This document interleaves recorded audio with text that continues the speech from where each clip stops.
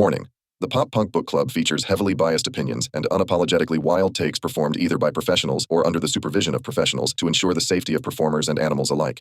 We may sound confident, but our views are based entirely on personal feelings. Accordingly, the PPBC and the producers must insist that everyone attempt to recreate and reenact these stunts and activities. Join us at poppunkbookclub.com. So welcome, dude. I should probably explain the context for people. What band are you in? No, I'm kidding. We did say that when we did the book club, we want to bring in friends and people in bands would be fantastic, but it's pretty much anyone. I mean, if you're into pop punk and you're coming through Newcastle, let us know and we'll make it happen. Just come join. There's a spot right here. We won't put you up, but you can come on the podcast and hang out for a couple of hours. Yeah, definitely. Kale is one of our best mates from high school. Honestly speaking, if I can be real about this, if Kale didn't live on the other side of the country, he would be on this lounge every week with us. He definitely would be our third guy running this. But unfortunately, he does live on the other side of the country. But I was thinking, because we haven't ever told the story on the podcast of how we met, and we can save that for another episode. I did ask you one day, I was like, do you remember how we met? And you said you don't remember. So sucks to think I'm the only one holding on to that. Sounds a bit hopeless. I have an early memory. I'm just not sure if it's... I don't think it's how we met. Right. I'll save it though. Yeah. Do you remember how did you guys meet? Because you guys knew each other before me, because I came into high school later. So we would have met when we were about 6, but I don't remember when we started. I know we played soccer together. Yeah. I don't really remember you like early. I remember you tall. Even at 6? Oh man, that's still my most defining feature. ridiculous. I was tall when I was a kid. I was 6 foot when I was 12. So really? I was like, I might have been taller than you in primary school. 6 foot when you were 12. Yeah. In all the school photos. Are you Jack? What? Yeah, Jack. In the movie with Rob the Williams? Beanstalk? No. Who's Jack? The guy that, like, remember that movie? Came out in the 90s. It's Rob Williams, where he's like... Rob Williams? Robin Williams. Rob Williams, mate. Great person. And he's like a grown man when he's a kid. Oh, yeah. I haven't thought about that movie since the 90s, probably. But yeah. No, I was, yeah. Anyway. No, that's why I have a bad back, because I grew up like hunched over because I was way too tall for my friends, and I just felt... Were you trying to like fit in? Like be like the same height as everyone because you didn't want to stand out? Yeah. 100%. And then when I got to high school, I was like, I only grew a little bit more. And then you just kept growing, I think. Haven't stopped. Stop, Brett. Quick, somebody stop him. But do you remember when we met? No, I don't remember when we met, but I remember when we first bonded. Yeah, what was that? Oh, it was Chris's house. Yeah.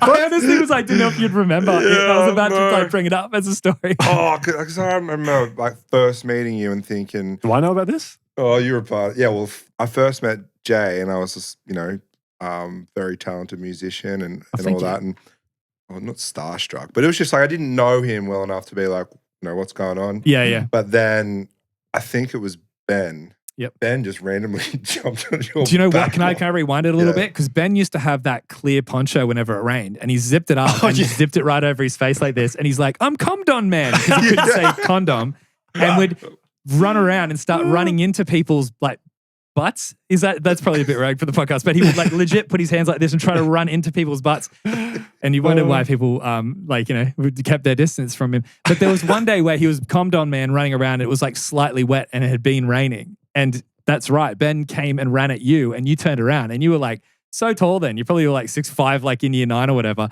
And Ben's jumped and just like wrapped his legs around you like this and pulled you. And you've gone on a bean pole. Exactly. So you've gone to step back and you slipped on a wet tree root. I remember that on the ground, and you fell straight down on your back on the ground. And I only barely knew Kale at that point, but I looked at Kale and we locked eyes and just immediately, like tears flowing, laughing, fell to the ground. And we were just in silence laughing with each other. And all I remember thinking is like, holy shit, I'm going to get along with this guy. Yeah. We found that so funny. He gets it. Do you remember what you said to me? I remember the exact thing you said to me that made me go, holy shit. Because I was already laughing so hard at that. And you're on the ground laughing and you just rolling me go, it's like 9/11.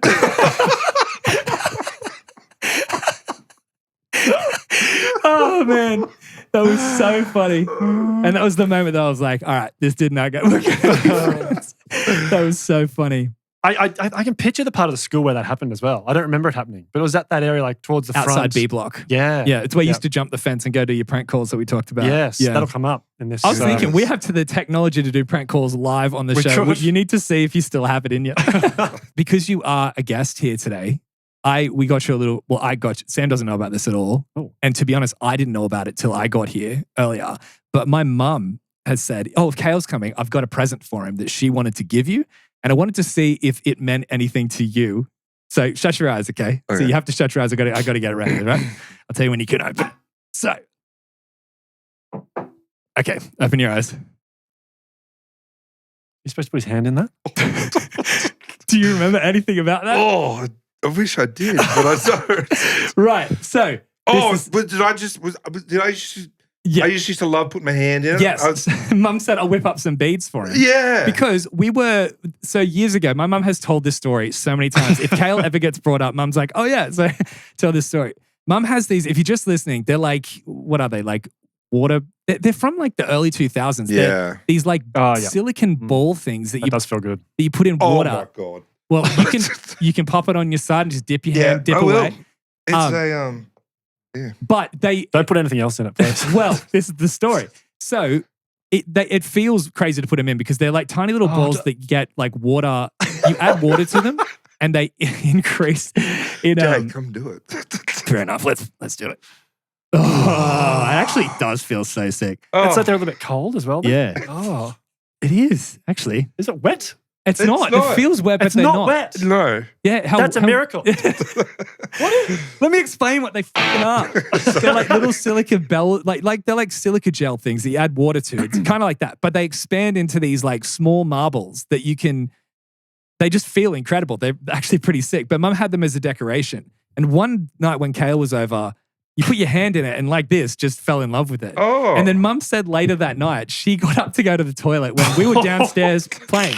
We were downstairs like hanging out down here and Kale disappeared and Mum got up to go to the toilet and walked by and in the dark, Kale was in the kitchen with his hand in the beads. And Mum goes, oh, you're right. He goes, oh, sorry. They just feel really good. And just walked away. So Mum's always been like, Kale loves those bead things. So she whips them up for you. Oh, thank you. Lovely. I thought you were going to say she walked into the kitchen and Kale's there with his pants down. That's exactly that's what Mum was hinting. She's like, if I came out 5 minutes later, who knows what I would have seen. Oh, man. We should get into it. There's heaps of stuff to talk about tonight. This is a 17-song album, so we probably shouldn't waste time. But one more thing I wanted to bring up was when I started the group chat on Messenger to try to get organized this tonight. It was the group chat that I used to send you guys when I found the footage from when we did that movie with Flano in Sydney. And when Kale smacked his hand. Did you ever watch that video? No, I never saw the video. I sent it in the chat. It didn't say that you'd seen it though, so I don't know if you just knew about the chat at all. See it. Yeah, you did. You were cracking up laughing about it. I sent it like 3 years ago. I saw the clip. Oh, 3 years ago. Yeah. Right. Well, I want to show this was like last week or something. No, I want to show you guys again. I want to show you guys the video clip. And play it on the podcast to show everyone in there. So this is one of my favorite, if we're talking about funny Kale moments. This was so funny to me. So just for everyone listening, you wouldn't know the context. We did like a bit of like an amateur film production thing, and I was filming it, and a friend of ours, Flano, he wrote it and directed it and was acting in it. And he was organizing people in it to fill the other roles and just letting on friends. Like Sam's done drama. Kale hadn't, but Flano was like, oh, we should get you as, I think his character's name was Mr. X, and it was like a monstery thing. And there was this scene where Kale had to walk behind Flano and smack him with your hand and knock him unconscious. But because you didn't really know how to do it or whatever, you had to go at it and it didn't work. And then the second time we told you to send it and you nearly broke your hand. So I'm going to show the video. So if you're just listening now, I recommend you going to YouTube and watching this on there because it's absolutely worth watching. It's that suspense, drama, tension, and surprise. Do you have a look through those pages and find number 5? You look the exact same, by the way. Swing really hard, but don't connect from behind. Like, stand here, funny. Go there, straight. So you go step 2, 3, like that. Oh, okay. So you swing, but okay. Step 2, 3, and hit. That's hand, buddy. I didn't see the wall being that close. Oh. So, handprint on the wall. well, the print, I'll let everyone know that's not real blood. That's fake blood on his thing. But listen to the noise he makes after he hits. Step 2, 3, and hit. Because he's probably thinking, I don't want to ruin the shot. Yeah. The thing that makes me cry laughing about that is just imagining whatever your face must have been behind the mask. Because you know you could have just let it out. Like, I should have just smacked your hand full speed into the wall. I couldn't help but feel partly responsible for that. So as we say on the book club, we always want you guys to send in comments, what you think of the show, that kind of thing. I don't want to turn it into like comment of the week or anything like that, but I do have a comment of the week. I just want to sit on one this week. Is there only one comment? Yeah, kind of. It's actually really funny. I got one on another time, but when you make jokes like that about no one listening and that kind of thing, on the clip that I put up of where you say in it, is there someone listening? I assume that nobody's listening. Someone left a comment on TikTok being like, it makes me really sad that you guys aren't bigger than you are because it really makes my day when I see your videos pop up on the feed. And I was like, I was like, oh, we're only just getting started. Like, but seriously, tell your friends. That's what I wrote back to them. But I was like, don't be sad or whatever. But I thought maybe it was because they heard you say, oh, nobody's listening. And like, because we don't have like a ton of traction on socials yet. Yeah. So maybe they thought they were actually sad about no one listening. That's so funny. That guy's going to hear that and be like, oh, man, you're making him cry. You are not a nobody. That's true. Just want you to know that. Well, this comment, I don't think you'll be as nice to this guy. So we did a video where we put up, I think it was the one where you were reading the Silverchair story, the story out of the Silverchair book. Yeah. A guy on YouTube, I'm assuming it's a guy, probably shouldn't make that assumption, but the user cornbread12987 left a comment on that video that said, I haven't seen this show, but is that Hitler's great-grandson? Corny, get him on here.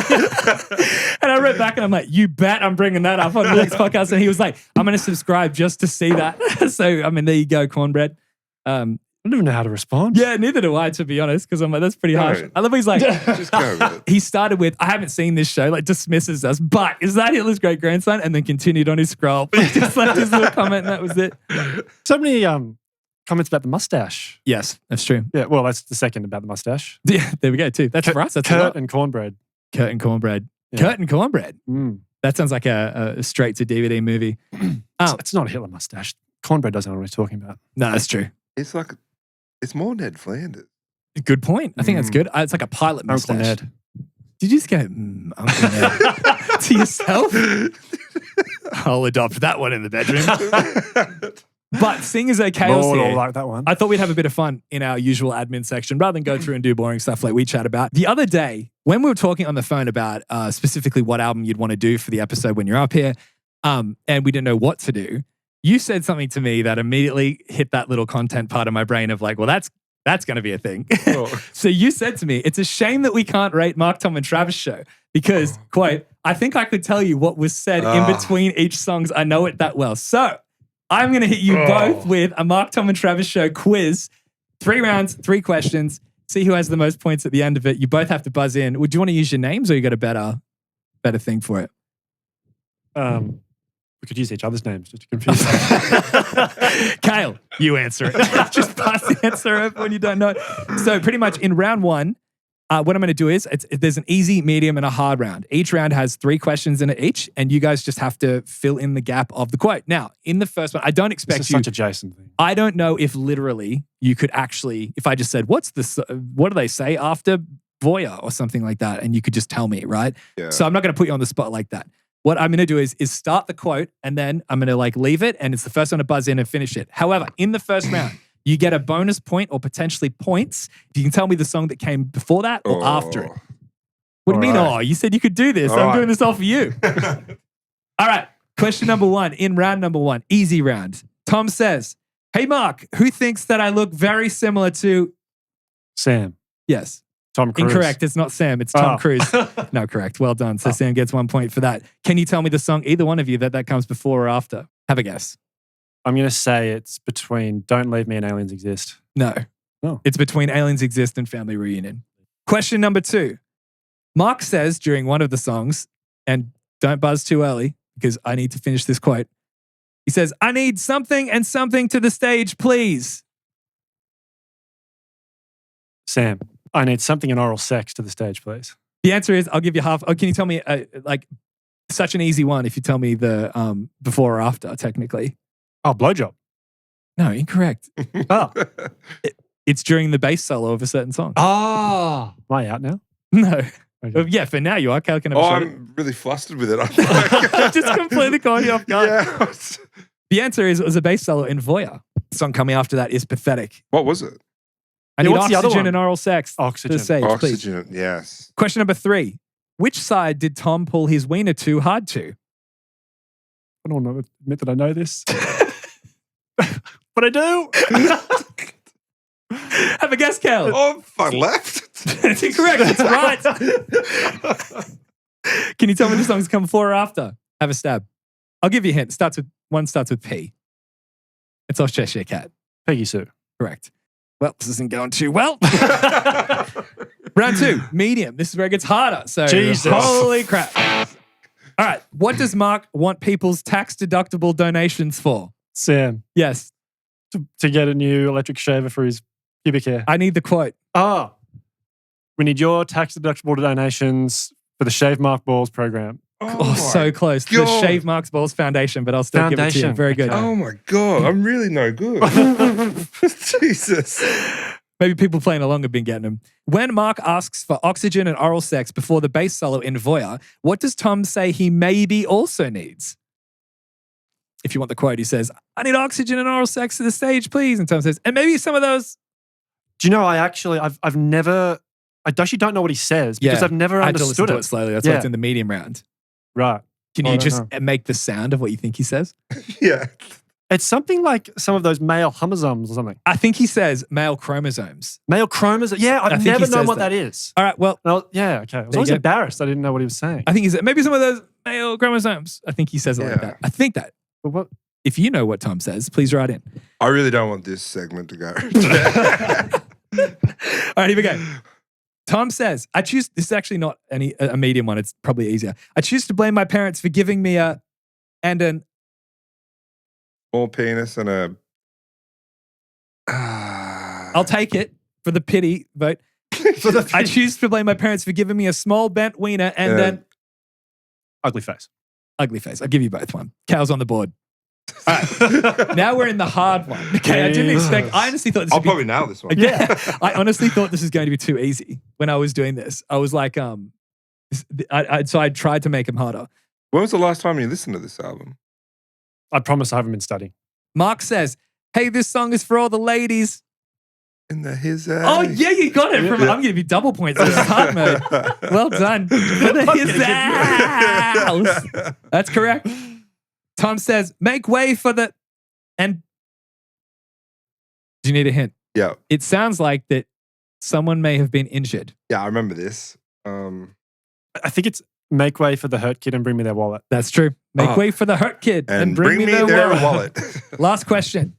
This is the hardest one. You know that you were just waiting for me to. No. Oh, so just. Mark I says, think it's sadder that I know this album too. I wanted to be that person. so badly. Mark says, there's thousands and thousands of people here today. There's like something and something and multiple something and all kind of shit. I wish now I would have taken bass lessons. You get a point for everything you tell me that he says in that quote. You know? I think so. I think I know part of it. What? There's semis and Semis? and multiple bands and all kinds of. Bands? There's one other thing. Oh. You have all three. The answer is semis. Semis. That's what he said. I said semis. What? Did you? I said Semis. semis and multiple bands. He said semi, but he says Oh, semis. Semis, yeah. I think you said buses. Okay, I'm buses pretty sure I is the said. other one. Oh, buses. Yeah, Yeah. I don't think I said buses. I All said right. semis. Well, there you go. That's the, That's a geez, what a disaster that was. It's going to be 10 hard to cut 3. that into usable 10 to content. 3, that was. Well done. Yeah. Geez, welcome to the show, Cal. Quickly. Clap, let's get into the pitch.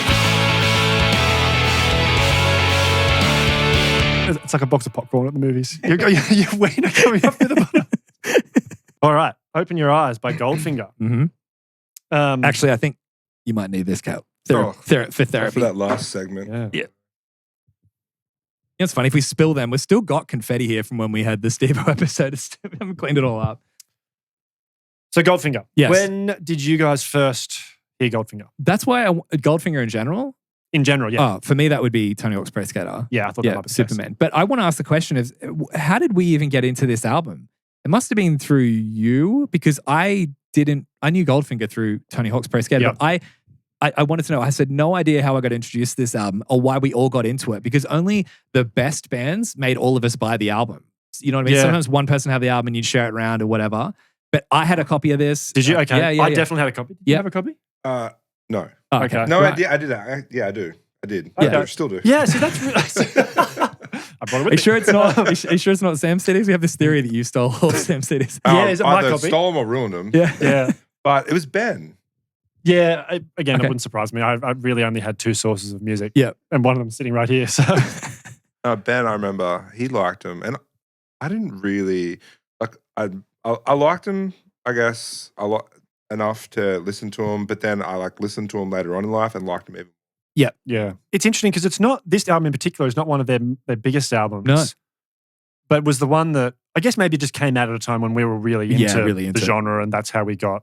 But also, it's good. So like, it wasn't like it's an album that would have grabbed our attention. You know what I mean? Yes. Yeah. Yeah. Polished, bright pop punk. So interestingly, my version of this album had 99 Red Balloons on it as like a bonus track. Yeah. I remember that. Did you guys have my that one? Did yeah. Okay. It must have been like, did yours? Yeah, it did. Because I was always like, well, that song is obviously on this record. I didn't realize it was a bonus track. Yeah.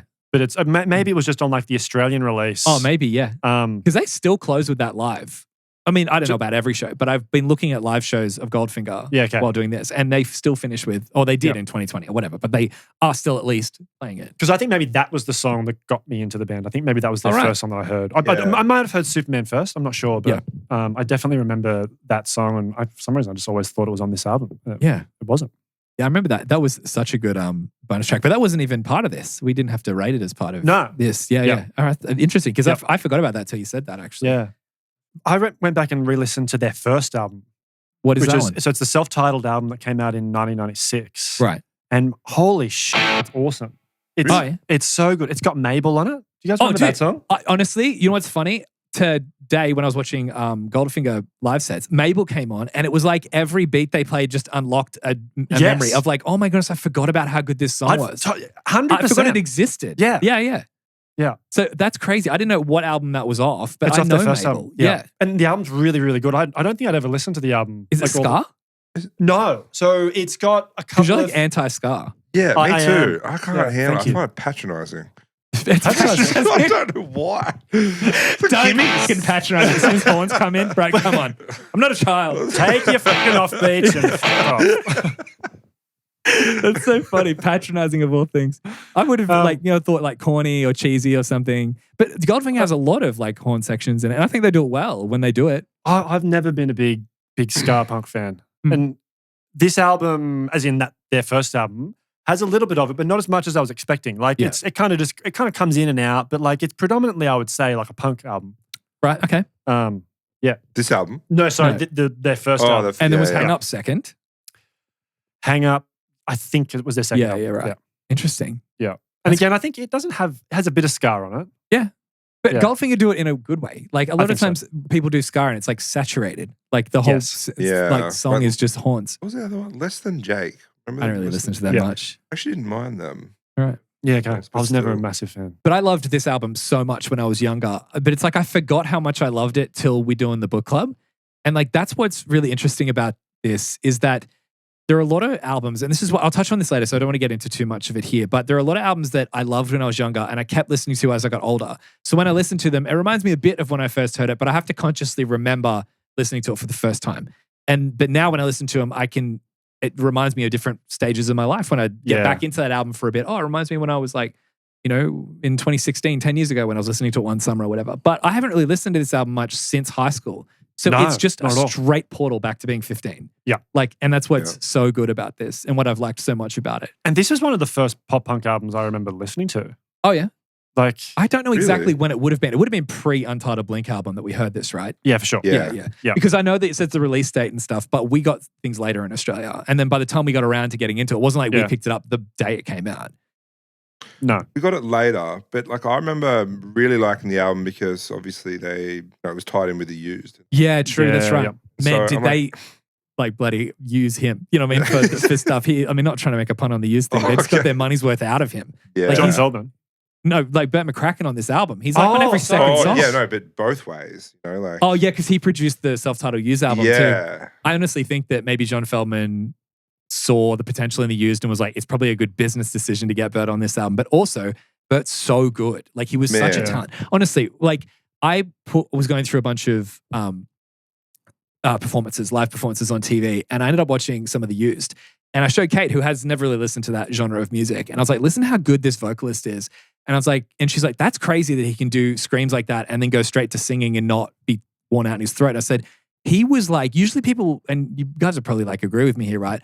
There was so many bands that had a singer that had amazing screams, but it was like stats. The further you went up into screams, the worse vocalist you were, or the worst you were live. In the studio, you might be okay, but as soon as you do the screams, your voice gives out. Or you'd be a great singer with really bad screams, but screaming was cool, so everyone kind of gave you a passing, but like, you know, they gave you a pass, like a chance as well.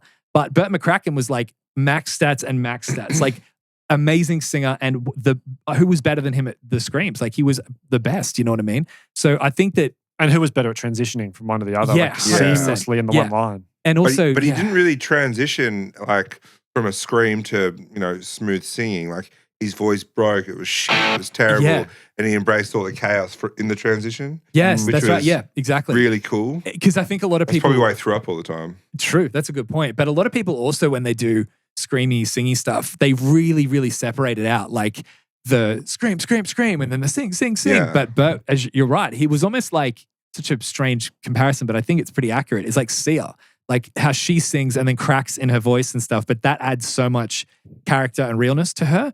And I think that's what Burt did, is that that just furthered the emotion, because you never knew where he was going to be. It wasn't like screaming and then singing, then screaming, then singing, unless, I don't know, they do that. Everything was kind of tasteful with the way they did it. Yeah, well, Adam Lazzara does it well. But again, like he can't always, that doesn't always translate live. I'd said that on one of the episodes. He blew his voice out in Sydney and had no voice for the rest of the set. Also, I forgot to say, my run-ins with Taking Back Sunday shows, it sounds like I've just got an ongoing beef with them.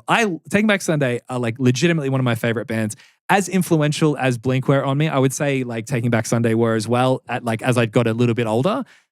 So they were like such a big impact in me personally and as a songwriter. And if people hear me on my albums, they go, it sounds like Adam Lazzara. It's like, yeah, because I'm pretty much stealing his technique. I just love him so much.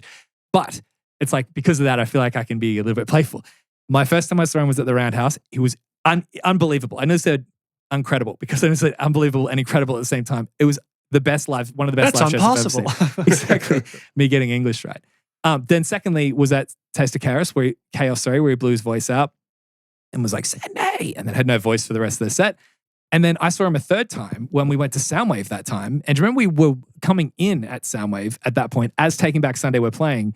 And I remember being like, oh, it's cool that they're on, but we just got there, we're getting set up. Like we weren't running to go watch Taking Back Sunday because I'd seen him twice. And I remember thinking to myself, why? Like this is Taking Back Sunday. Why am I not running down there to see him? But I looked down there and it was a really hot day. It was only like 30 degrees Celsius for our American listeners. But it was just so hot in the sun. Like everyone, I legit remember walking in going, okay, I need to find a toilet because I need to go. And the rest of the day, I didn't go to the toilet and I was drinking water all day because I was just sweating it out. It was just so hot. And I looked down and Adam Lazzara is in, like on the stage that we're walking down, he was in like full black, like the button-up shirts, like the full Louder Now style, like the vests and everything. Yes. He was laying down on the stage just like this. Like while the band was playing, like there wasn't in between songs or anything. He was just like, was this towards the end of the set? Yeah. And he started Make Damn Sure. He's like, you've got this nip. And he just ended up laying down on the side of the stage and just laid there for the whole set. And the band just played instrumentally. I'm like, he's dead. It's way too hot. I'm like, maybe it's just Australia. Yeah. No, I don't know. I don't remember much about that. I remember Jimmy Eat Well played, and when they did 23, it was so hot. What are you talking about? That was one of the best sets I've seen. But they played. You know how I remember Jimmy. I didn't know that. Is that another one of your bands? Yeah, I just. Anyways, we can move on. We can come back to that. No, I want to know more about this. Yeah, what's going on? Why didn't you like Jimmy Eat Well? I just find that their sound, I've heard it. I don't know. It's boring for me. You know what? I love Jimmy Eat World, but if you don't like them, I think that's a fair criticism. They have a lot of energy, but it's very kind of flat, consistent. It's not. It just gets to one point, and the it top, stays and there. then it stays there. Yeah, which is a very good point if you like it. Okay, fair enough. You know what? All right, you got me. What do you think about Saves the Day? Oh, I never got into them. I never liked them. I just, Good enough for me. I was waiting for a hate comment. They were boring. No, exactly. Oh, I'm keen to give them a chance, but I didn't think they were interesting Is that to me. The something world will easy? come around to Saves the Day. Yeah. Jay hates Saves the Day. No, You don't hate them. No, it was a resistance thing because remember, like Ben was the guy who was I know so much about every band, and I was like, I've had enough of that. I don't want to listen to this Saves the Day band. Who is it? I'm sorry, it Saves the Day that had to be you, but you were my final straw, and I had to put my foot down. No more being influenced by bands. I do say though about that Jimmy Eat World set. When they played 23, it was after that such a hot day that a cold breeze came through, and he started with playing 23, which is such a beautiful like magic song. And this cool breeze came over the crowd, and I heard the entire crowd go, at once. Yeah, right. Everyone let out a sigh of relief. And it was like one of those moments I've always remembered of like that cool breeze coming through just as they start 23. It was like the best thing. Going back to the Used part of it, do you think John Feldmann was recording the Used around the time they were recording this album? And maybe that's why they got him in. Had to. Yeah, I would say so. I probably think it's around the time. You watch that DVD of on the Used album, which is such a great sort of insight into how the album was made. Yeah. And John Feldmann was so much praise of this band. Like really loved Bert. He kind of, from what I remember, discovered them, right? It wasn't just like he got picked as the producer. I think he was like, these guys are going to, I want to work with these guys sort of thing. He saw in them what they should be. He definitely gave him a chance. But John Feldmann also produced this album as well. He's a really, I'd like to see what else he did as a producer because he's done some really good stuff. Well, damn. Let me tell you. Yeah. So my question is this, is he the new Jerry Finn? Oh. Because he's like, as far as like the most important figures in like the modern pop punk movement. Yeah. Because he's like, so this is a list of So you got a list. I'm do the guessing. list. So got Messed. Yep. Oh, Forgot all about Mess. yeah. The Used. Yep. What? This is one for you, Kat. We've already Did you talked say about this. what to I'm that? just Page Avenue by Story of the Year. Oh, really? I didn't know that one. I didn't know that. Yeah. He did the California album by Blink. He's done All Time Low, Good Charlotte, Avril Lavigne, Korn. No way. Bit random. Whoa. Yeah. What album? What Korn album? I don't know. Okay. And then a bunch of pop stars like Ashley Simpson, Hilary Duff, Wow. Mandy Moore. So he's like a mix between Jerry Finn and Max Martin. Even though, Maybe. Yeah. Like he's done pop stuff and pop punk stuff. That's really cool. Mm. I want to go listen to that Korn album now that I know John Feldmann did it. You know, like hear his take on it. I feel like his pop punk stuff has a really distinct style. 100%. And sound. Yeah. Sound. Yeah. I wonder if he did them all from his house as well. I think the studio was, that sounds like believable from the video from the Used. I can't remember. I haven't seen it forever, but yeah. That's what this podcast is, just pure conjecture till we figure it out later and then redact it. Let's just Well, that leave might it. be a job for Greg. Do you reckon you could do that research? Did you see Greg on the way in? It's pretty. Okay, there we go, everyone. It's not just us. Greg is an a-hole. Give me much. But this, you'd given him your rider as well. And none of it was on there. Yeah, none of it got made. You specifically asked for a box full of, what is it? A vase full of beads. But this album, before we get into the songs, takes me back specifically, which is going to be such a weird memory if you guys.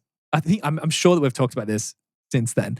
It takes me back to playing Elast Mania. Do you remember that game on the computer with the bike? Oh, I've tried to find it. I think you can still get it's on Steam. You can download it. It's like you can buy it. What a fucking time waster, man. Exactly. So Elastomania on my PC in my bedroom, I'd have this album on while I was playing Elastomania. Okay, I thought you were going to say this was like on the soundtrack for that game. No. Like I just listened to this a lot while playing Elastomania, but that was that era. A little bit of fun fact about Goldfinger. Yeah. Apparently, this is according to Wikipedia, in 1996, they played 385 shows, which broke the Guinness Book of World Record. Broke the Guinness World Record for the most shows in 1 year by touring bands. Goldfinger have that record. Apparently. Well, at that time. Wow. I don't know whether it's since been broken. But Do you know 385. I was going to say that's more than a show a day. Yeah. Yep. But like by a decent margin. Like, what's the most amount of shows you've played in a day? One? There I just don't see the point playing more than one. There was multiple times where I've played two, but my biggest one was one time we played 3 shows in a day. We did a show at like 9 a.m., one at 12, and then one that night at like 7 when we played like a tour like high schools. It was pretty crazy. It was literally like finish the chord, immediately turn and put it in the car and go because we had to get to the next venue. Like it was crazy. Anyway, but yeah, so 385 though. I know, that's to me that's what I'm saying. The time that we played 3 shows in a day, I was like, how could you do this? That was so stressful. I don't want to do that again. Yeah, you're saying that they probably did that multiple times in a year. It sounds outlandish, but it's also kind of like, it's kind of partly believable. Like, you know what I mean? Like it's not like so outrageous. You know what I mean? What band holds the record of playing on all 7 continents, but in one day? On all the continents? No. Just what band is the? I think they're the only band that has played every single continent, including Antarctica. I don't know. Metallica. Doesn't surprise me. Yeah. 385. Like, it's just like, it's insane. Like, to think 385 shows in a year. Do you think they did that by accident and just were like, oh, we just broke the record? Look up what that record is. I think we might have beat it. Or did they go, let's set out to break the record? Yeah. In which case, maybe some of these shows were like busking in an alley somewhere. Oh, yeah. Like, actually, what qualifies as a show? Yeah. And now we're philosophical about it. Yeah. But like, what I was saying before is that like, it's a figure that's like outlandish, but kind of believable. Yeah. Like in high school, like if someone had come up to me and said, like, did you Kale broke the world record for downloading the most videos of lesbians? I would have been like, it's outlandish, but it's believable. Like, it's believable. I was like, oh, that's a fair effort. Like, surely there's no one else. I mean, there's someone else that probably did it. No, but then it's Kale. The other person's like Kale dressed up as somebody else. That's funny. But do you think there's a record that you think you could break? For me, I'll say quickly that we've already talked about this. I have to get into training. I could do most aluminium cans crushed with the glute muscles in a minute. Okay. I think that I have a fair shot at that. Yeah, I remember, Jay. I remember we always used to take shots at trying to jam our hands up your bum. Yeah. Goes to show you don't watch our other episodes because we've talked about this. Oh, did we?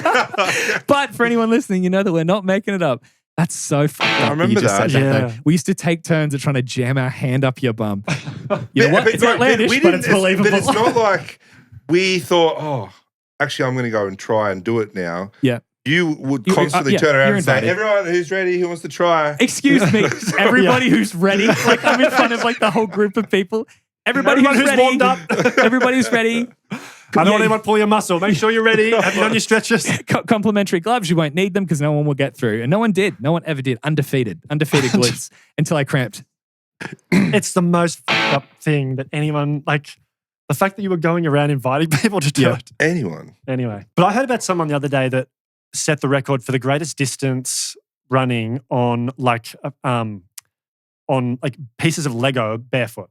Ugh. I'm like, I wouldn't mind having a crack at that. Yeah, like, some of them are like, a lot of radio shows do Guinness World Record stuff, which I think can be pretty low-hanging fruit at times, but it's just... It was like 100 meters. I could do 100 meters like running on Lego. Like I'm used to like, with kids, I got Lego at home on the floor all the time walking over. Yeah. I reckon I'd have the strongest squeeze. Like if I was to hold a 5 cent, no one could open it. I know that I've got an insane grip. You do a good one-handed clap, don't you? That was your special skill. You want to hear it? Yeah. That's good. I'm not 100% sure where you're crushing it. I'm not crushing it. I'm just caressing it. I'm holding it like this, like that, and you can't get it. He's just saying he's got a strong grip. Oh, I thought you were trying to suggest that you could like fold the coin or something like that. No. When did I say that? I'm inferring. Alrighty, so let's get into the songs. Going Home, what do you got? I've got Crown. I got a Crown for this as well. What about yourself? Great. Great? Okay. Yeah. Right, okay. You think it's a great opener? I think this is such a banging opener. Yeah. Yeah. Absolutely.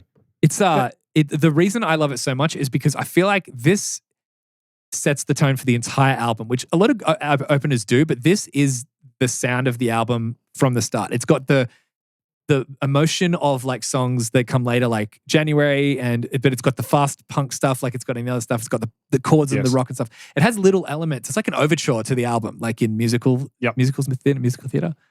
I also love that it's just like this short, sharp, punchy song. Yeah. Like it doesn't have a bridge. It's just verse, chorus, and then we're moving on. And which I think is a really cool idea for an intro song because it doesn't like bring the energy down. It just like explodes into the song It's over in like a minute and a half, and then we just go straight into the next song. I think that's a really interesting choice. Yeah, and the I think next it one works is really the well. single too. So Yeah. it's straight I into love the loudness of way that. it goes straight in. But I really love the guitar intro. Yeah. Big fan of guitar intro. Also with for an the album. plugging in sound and the feedback. But also the lyrics are like, we've been on tour and now we're coming home. It's like a love story. So it's almost like, in a weird way, if you look at the album as a narrative, they've been on tour and they're coming home and now it's like they're writing. You know what I mean? The new music is written while they're like at home sort of thing. It's like we're transitioning from live band to studio band. I don't know, it just feels a bit like that. But in like, totally. But the connection point isn't we've finished being on tour, now we're going to write music. It's through a love story of like, I want to see you again. Yes. Looking forward to seeing someone. So there's another song, not by Goldfinger. There's another song that starts with, because you know how he hits like, there's like a note that he hits at the start. There's like the little bit of feedback and then it hits a note. I know what you're going to say. There's another Can song. I guess? You can. I Am Fred Astaire by Taking Back Sunday. Yeah, it's very similar, basically the isn't same. it? Yeah. John Feldmann has such a recognizable and good voice. But I said, even though it isn't typical for the genre, he doesn't have a voice that you would expect in pop punk, you know, when you hear it. I don't know what I would think. Yeah. Maybe like rockier music, I guess. I don't know. But he doesn't sound like when you go, oh, that's a pop punk voice. But it works so well. I think it's more punk would be my take on it. Like it doesn't have the kind It's of too like... melodic to be punk, I think. You reckon? Okay. Yeah, because punk... Because it doesn't have the nasally kind of voice that you hear in a lot of pop punk voices. It's a pretty clean But voice it's also too. it's a clean voice, but it's also like the range of his voice. Like if you've got someone's nasally, they can sing all the notes, but they've got their voice sounds thinner. But he has a kind of a big voice. Yeah, sure. Like he sounds like a good singer. Like he could sing other songs in other genres and He's do a really well. comfortable singer. Yeah, comfortable. Yeah. Singer, right? All right. Spokesman, what do you got? I gave this one a crown as well. What'd you give this one? Flame. Oh, really? Flaming. Wow, good job. Yeah. Yeah, I got a Sorry, Cal. crown. A what? Crown. Crown. Okay. What'd you give this the flame for? This Explain to you. This is one of my all-time favorite pop punk songs. Really? Yeah. And when I Whoa. listened to this, when I first got this album, this was the song I was obsessed with. All right. And I got this album at a time when I was kind of like, I guess, like really getting into the genre. And yeah, it was the song that kind of just like stuck with me and I was obsessed with it. Yeah, right. Yeah. So there's, What so I about guess it it's is- got I a real could nostalgia understand. vibe. I can understand how but you got that. what attracted you to it? Just the sound of it, or I love the catchiness. I love like the it's got Bowling for Soup-esque kind of like verses and the listy kind of stuff. A lot of these songs do have. It also reminds me of Franco and American by NoFX, how it's got that listy kind of the list. Yeah. what is it? Reflective list, lyric, music, commentary on society kind of thing. Yep. Which is cool. Yeah. So maybe that's it because you loved War and Aerism. I did. Yeah. Still do. But otherwise I'm not really sure. But it's just like a song that I've always felt a connection to. Yeah. Obviously, the lyrics. It's all about being authentic, writing your own music. Bit of a comment on pop punk 2000s culture. No, sorry, like pop music 2000s culture. The getting your overproduced own nature of the industry. written. That probably resonates a lot with us because in the band we played in, we never really did many covers or anything like that. We just wrote our own music, and we really loved the process of writing our own music. I suppose that's what the lyrics is all about. Yeah. It's not necessarily about a girl or anything. Like that's what I really love about a lot of these songs. The songs that I've rated really highly aren't necessarily about love and all that. It's more like social commentary on politics and stuff. It's really interesting because I thought when I was going to rate this that I would have given it a great. I know that sounds strange, but the reason that is because it's in Tony Hawk's Pro Skater 4. And when I was playing through all the Tony Hawk's last year, it was on. And I remember being like, I've heard this song too much. Like, I almost like it was weird because Tony Hawk got me into a lot of music that I pursued outside, but it was really weird to find bands outside that ended up being in Tony Hawk's. And it's almost like, oh, I'm here to listen to songs I don't typically listen to. I don't know. It just didn't really, I didn't think I liked the song that much, but then listening through, I was like, no, this is sick. Like, I don't know. I just wasn't giving it the credit it deserved. And I think Crown is absolutely the right choice for me. It says here that it features vocals from Burt McCracken. Where in this song does he do it? I couldn't hear him in this one either. Yeah. Yeah. Is that right? Yeah. I'm assuming in the bridge. Isn't there when they bring it down in the bridge? I have to go back and have a listen. Yeah, Not I sure. don't know. I just don't know where exactly that would be. But this is a really good single. And I think at the time it was really good. As you said, it's the social commentary kind of element. But as I was saying, it's very similar to Franco and American, and there's other songs that did it too. Motion City Soundtrack were quite known for like listy kind of lyrics and like wordy sort of. Yeah. But like, here's all the things I don't like, but here's a statement, but it it's almost like it brings it into a positive way rather than being like, here's what I don't like and the world is shit. It's like, here's what I don't like, and there's an irony and a funniness to it. And I think that's what a lot of people probably grabbed onto. Yeah. There's some really funny lyrics in this, by the way. I love my favorite line, I think, is when he says, and how he sings it too, where he says, what happened to integrity? I don't see it on MTV. All I see is choreography and I'll never be a dancer. Yeah. It's like, it's so irrelevant to me. This is honestly probably like similar to what bands go through now, where they see TikTok and go, I don't want to have to be a dancer to sell my music sort of thing. Like, let's write good music. Yeah. I see that a lot. Yeah. Yep. Alrighty. All right. Open your eyes. I gave this a fine. Whoa. Yeah. Do you know what?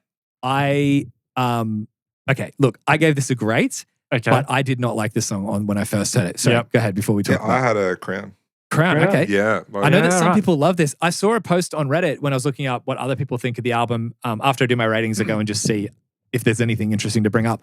And someone said, does anyone else remember Open Your Eyes by Goldfinger? And people were making notes about it. And one comment said, Open Your Eyes is the only good song on that album, which is really strange. That's a hot take. It's definitely it's like more of a rockier song. Yeah, it's totally different to the rest of it. You look at the first song compared to that, and they're miles apart. It's clearly probably the biggest message that they want to push on the album, and that's the thing that I didn't like when I was younger. I'd skip this song every time. Yeah. I never liked it. Never. So when I never really particularly liked it. Yeah. And I think like it's darker and it's got like an industrial almost sound. Very like industrial. with those like rim shots word. at the start. Yeah. Good word, thank you. Well, it kind of ties into like abattoirs and slaughterhouses. That's an interesting take. True. Yeah. But that's But I'd read somewhere that so obviously in this album they start to push their political side a little bit more, particularly like in terms of animal rights. And this song feels like it's just being pushed a little bit too much, particularly like where they repeat the line at the end. Yeah. If you don't look, I'll force you to. Yeah, like it's just for me, it's just always felt a little bit too in your face. Well, yeah. Do you remember the CD-ROM that came with this, where it had like all the footage of the animals getting slaughtered and stuff?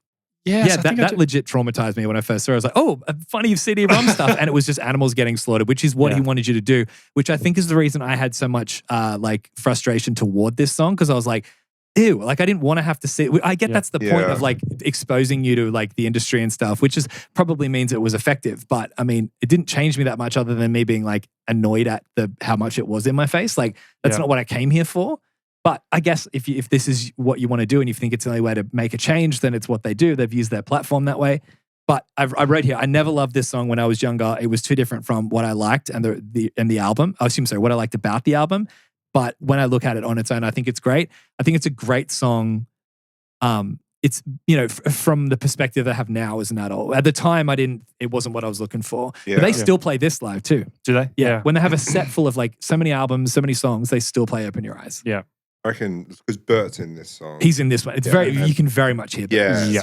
And I think it sounds great. Yeah. All right. Yep. Decision. So I give this one a crown. Whoa. Yeah. No, for real. And maybe I can convince you, because I know that this is technically like a filler song, right? And really I think hard to convince music. Really? Anyway, have you shoot your shot? So we got to tell me what you guys say today. I said good. Good. Okay. Yeah, that's good. All right. So good.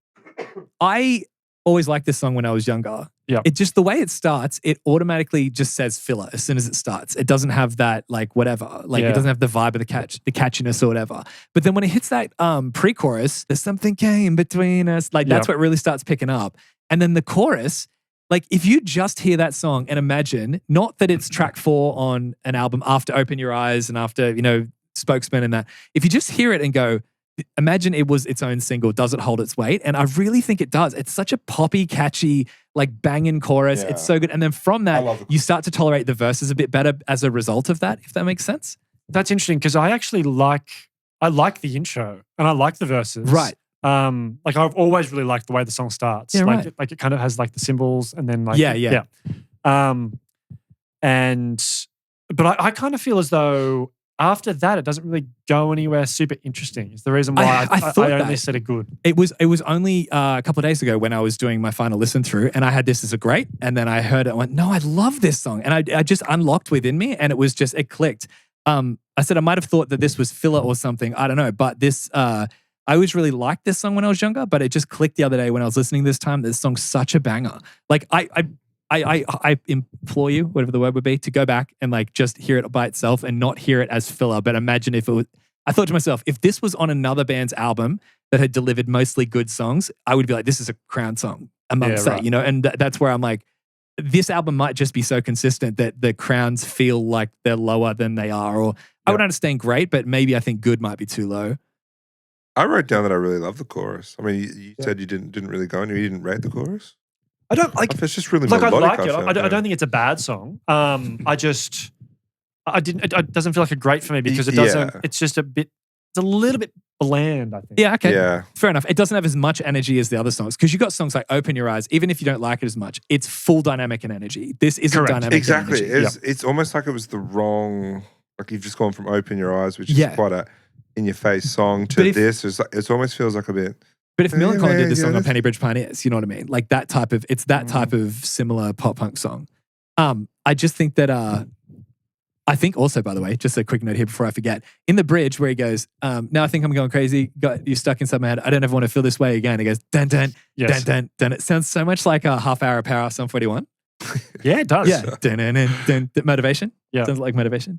But to me, this is just super catchy. The only part in the chorus that I don't like, and I think that's the reason why I went to rate it lower, is when the chords start going down on the "Coulda you been the one," like that part there. I don't like how the chords move when it's so poppy and happy. It just pulls the energy down at the end of the chorus, Interesting. which I don't like. Yeah. And to be honest, that's probably the reason that I would have rated it lower. I don't love the verses, but I just think the pre-choruses and the chorus just elevate it up for me. Yep. It's kind of like when we talked about on Dookie, where there were songs that for you, where I said it lost energy, and you're like, no, that worked in a way. I think that's how I feel about this one. Yeah, cool. Yeah. Dad. Flame, baby. It is so good. This is a flame. Oh, yeah? You agree? This is a flame. Oh, for real? I didn't think we'd get that. All right, what'd you get? Oh, what? I wanted to. I was nearly about to lie. The triple flame. Never seen that before.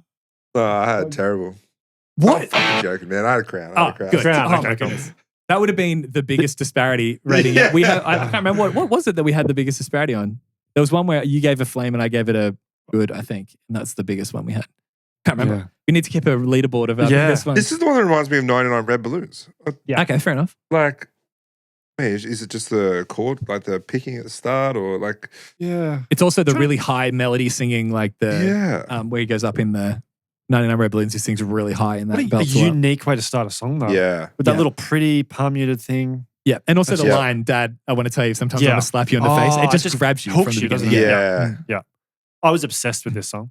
I loved it when I was Obsessed with it. younger, and this is when I first listened to it. I was like, "Oh, this is a Crown for sure." And then the more I listened to it, I was like, "No, this is a flame. This is so good." It kind of hits you in the feels a bit more when you're a dad as well. Yeah, true, absolutely. Because I don't think I'd listened to it for like a decade or more. Yeah. Probably longer than that, maybe 15, 20 years. And then listening to it now, I'm like, whoa. It kind of brings prepares you for what you might be in for when your kids are teenagers. Yeah. You know, that type of thing.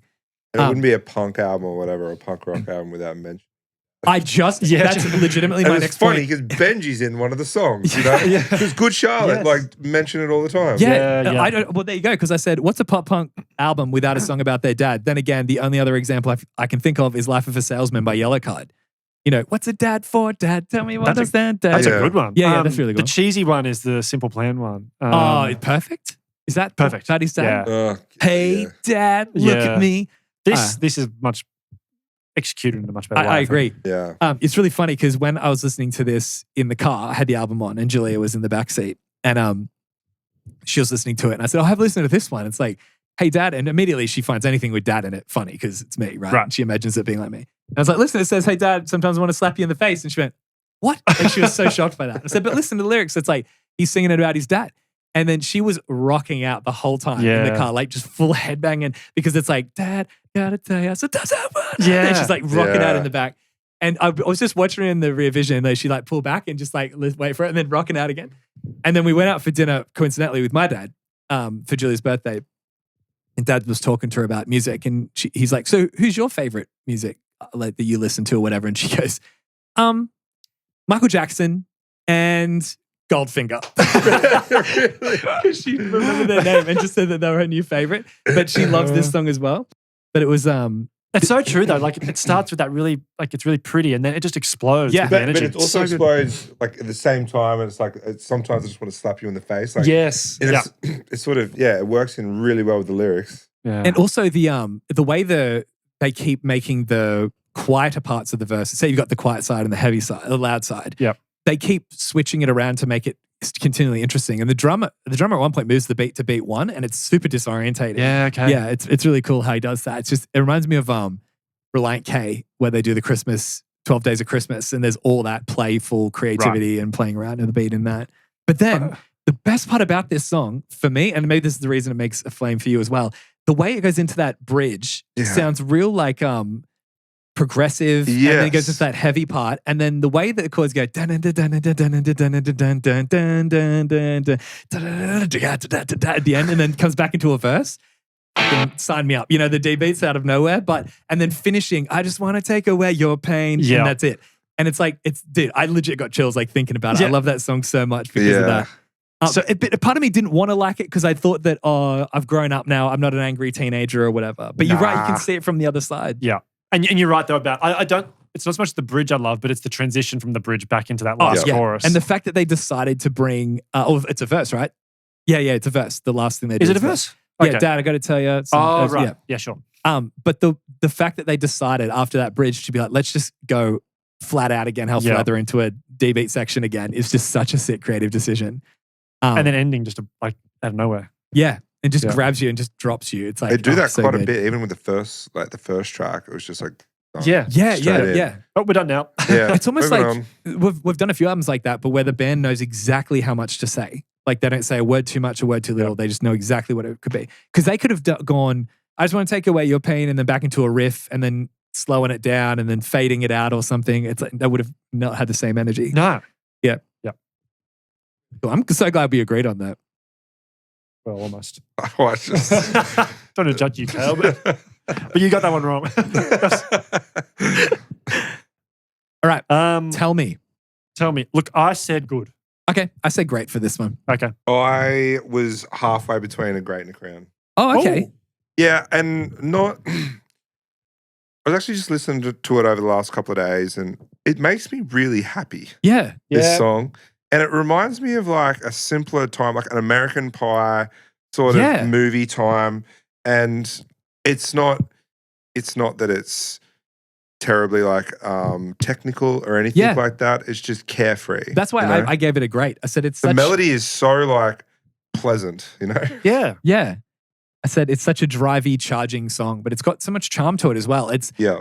I think the reason that I like it so much is, and I think nostalgia is very much influencing how much I like these songs, because this is an album, believe it or not, that I did listen through, and I would just have it on while I was playing Elast. I can't keep going back and listening to Daddle over and over again, you know? But essentially, I forgot you could hit repeat on a CD player, right? But this song, it just came on, and you're right, it just reminds you of a vibe of time. It just takes you back. But I can understand if someone's just listening to this album, you know, for the first time, maybe they might go, this song was a fine or a good, like that type of thing. But yeah, to me, it meant more than that. Yeah. I thought it sounded a little bit like the All American Rejects. A bit. Yeah, you can hear that. And you're a massive fan of those. I am. Those fellas. I never really listened to them. I have to do it in the book club. I've never had it. The only song I know by them is Swing Swing, right? Yeah. That's a really, really good song. And Move Along was such I a... love that album. Has Move Along on it. Yeah. I loved that album. Yeah, I think we bonded a fair bit on that album. Yeah. So what'd you give this one a good for? There was nothing about it, like again, good. I don't dislike it, but there was nothing about it that kind of really... Speak your truth, Sam. That really grabbed me. You know what? I think that's I fair. agree. It makes you feel good, and it's like a nice song. I do quite like how the intro is like the vocal melody follows that little guitar. The guitar riff. I think that's cool, and I quite like that. And they do this on a number of songs throughout the album, where each chorus gets progressively bigger. Yeah, like, the first one might be acoustic, and then they add. I think that's a sign of a good producer, you know, and especially John Feldmann, making everything interesting. Yeah. But I did like the way they agree did that on this song. But it just wasn't anything that kind of like grabbed me. No, I honestly think that the bare bones of the song there is probably for me a good, but I think the nostalgia bumps it up for a great for me. 100%. Yeah. It could have, it's on knife's edge. You could have really enjoyed it or just, whatever. Alrighty, so Liar. I said fine. Okay, I said good. I said great. Really? Yeah. Okay. Yeah, and only for the fact that, back to the nostalgia thing, growing up listening to a lot of, watching a lot of old surfing films, like surfing clips. and like particularly like Australian surf films, and like they might just have in the middle of all these like really well made, songs and clips and all that, they'll just have one little 30-second clip where it's just guys getting just trashed on on waves and all that. They'll have a song like this over the top. Okay. And it's just like real gritty, real raw, in your face, and then it's done. And it's just like, I really appreciated that. Yeah, that's awesome. But there's no like, it's just, that's pretty much why I thought it's just, a really good sort of homage to the little surfing thing. That's sick. Was it actually used in a surf video? No, maybe. I'm not sure. Right. You said it fits. Like, it sounds like it fits. What they used to do. I said the reason I bumped it up is because I might have given it a fine, but the reason I bumped it up is because I said it sounds out of place but totally fits. Maybe it has because it has the darker sound of Open Your Eyes and Woodshock. Like it's that kind of, sure. It's tying that back in again and bringing you back to that. Little songs have little moments where it goes into that darker side of Goldfinger, like even in Dad, in the bridge of Dad. Yep. Happy poppy song sort of, but then it goes into the darker sound. This is like the fast punkiness of the dark sound. So I think the reason I would have gone fine is for songs where I go, it didn't grab me because a lot of that can be because the albums pulls me away from where the album's trajectory is. But I feel like this one actually kind of does do that a bit. I don't love the song, but I think it's good. I do think it fits. I don't have a problem with that. It was more just it's just a bit meh. Yeah. And it kind of felt to me a little bit like tokenistic. Okay. In a sense, like, I don't know. Like, let's just do a short, sharp, I don't know. It's almost like I know what you mean. We had so many like airy, pop punky, flowy sort of things. Let's just throw in a real hard punk song just to bring it back. Yeah. But I actually even wrote, I don't know if I'd like that song or a song if it was any longer. Okay, good point. Yeah. That's a really good point. I agree. I think that if they made a chorus or something or whatever, or it turned it into a full song, I don't think I'd like it enough for that. All right, January. I give this one a crown. Whoa. I loved this song so much when I was younger, yeah. And I still do. Cool. A crown. What'd you give it? I said good. Okay. Good, yeah. All right. Sorry. You're just making it up as you go. What's on? No, I just love this song so much when I was younger, and I listened to it so much. It has such, I know this is such a dumb point to make as someone who is trying to not critique music, but to add my opinion to music, but it has such a sound to it. like in the intro, like that picky guitars with the ride cymbal, it just sounds like Year 9. It sounds like what I used to listen to in my room. I don't hear anything really else like it. Sort of thing. It's weird. We've listened to albums where we've said, isn't that bridge? That's just Goldfinger. Like I can't put my finger on what it is about Goldfinger's sound, but when you hear it, it's there. Some people might say, it has to do with the ska or the horns. It's like, no, there's something in the chords or something with the melodies. I don't know, but it's very impressive. Look, I think this album has like a number of songs like this one. Like it's got this blend of like, you've got like punkier songs, and then there's a few like the funnier songs, and then you've got these kind of like such a mixed bag, eh? Pretty type songs. There's a few of them that are in, like, I think it fits. I don't know. Like, one of the things I was going to say later on is I'm not sure I kind of think the album lacks a bit of coherence. Okay. Yeah. Partly for that reason. Well, there's like 3 different major sounds on the album, I think. True. Maybe but to me, that kind of 3. sounds like a mixed bag. You know what I mean? I don't think I don't know. And I get what you're saying, but I think to me, it's like a box of favorites. You know what I mean? Like different chocolate flavors. And I don't think it sounds like it doesn't work. Are you trying to say that you feel like maybe the album, they didn't know where they were going creatively, so they're just kind of picking from a bunch of directions? Like if they had more time, they would have committed to 2 or something? Maybe. Or maybe they were just trying to cover a little bit too much ground. Yeah. I just see it as it's almost like every song is what the song needs to be. Yeah, so sure. He's just written a song and gone, this needs to be pretty. I was going to give this a great, and then I was like, no, I love this song too much from when I was a kid. It just doesn't have some songs, then again, we'll get to one later that might be a bit controversial, but there are some songs that have such banger energy that you think this has got to be a crown because it's so anthemic, it's so whatever. Yes. But some of them just miss the mark, and to me don't come off as crowns, but you like, that is like, it's almost like it has all of the balls in, like the ball is in their court sort of thing. Like they've got everything, like everything's going their way. It's like the energy's already there. But then you got songs like this that doesn't have much energy or as much energy, but to me still can become a crown just purely through emotion or the way how beautiful it is, or the concept of him going through all the months and all the telling the story of the relationship over them being eventually breaking up, and finishing with them breaking up at Christmas. Like it's and then the bridge how it goes to the minor and like I still miss the way we touch. Yeah, like, that's pretty and it's sick. I do like the concept of like using like the calendar. Yeah. To like. Do you like that? I don't mind it. Yeah. Yeah, I found a gimmick here. Did you? Yeah. Okay. Really? I can Okay. understand that, but Yeah, I can understand that. yeah. You know what I didn't understand is you've come from Liar to this song. Hold on, which one? Yeah. Yeah, right. yeah. You've come from that like really short, fast, in your face, raw song to this. And I just felt like, oh God, where's the oomph gone? Yeah. Which That's a good point. I think that maybe that's kind of what I was thinking in terms of like, does the album lack a bit of coherence? Sure. It's just kind of bouncing around from one to the other. Not that like an album shouldn't have contrast. But is that Well, I just just like like That's stuck. It is stuck. Is yeah. it just like we'll go really, really hard and then back to just super pretty? And it's like, I don't know. It's almost though like if they kind of like thrown in one or two of the prettier songs to a predominantly punk album, I think maybe it works a little bit better. Whereas here it's almost like split. Okay. Like you've got like I don't know. You said before there's like 3 different types of sounds. I kind of think that as well. There's like the punker sound. There's like the prettier songs, and then there's like their like short funny songs. But there's Or also like the dark, heavier, rocky. well, like a there's the darker rock. stuff as well. Yeah. They've got a lot of sounds on this album, Yeah. that's for sure. But there is some ska elements, like some ska beats as well, like Yeah. at the end. Yep.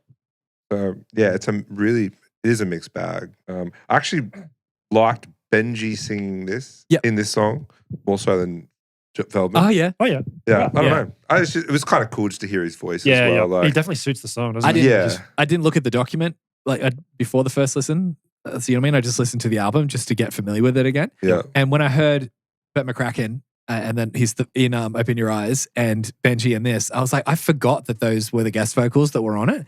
I was like, oh yeah, I totally forgot about that. But Benji is such a perfect voice for this song that singing through that real gritty, harsh kind of singing, I don't know, it just really fits this. Yeah. It's a really good choice. Like Bert, of course, because it was kind of the years were breaking. It was really kind of trendy to be like that emo sound was coming through. But to pick a guest vocalist and to go with Benji Madden is just really, really cool. Where did this fall in Good Charlotte's chronology? Like, I don't know. were they massive at this point? I was never a huge Good Charlotte fan, so I wouldn't be able to tell you. Like, if you told me a year to go, oh, that album when that came out.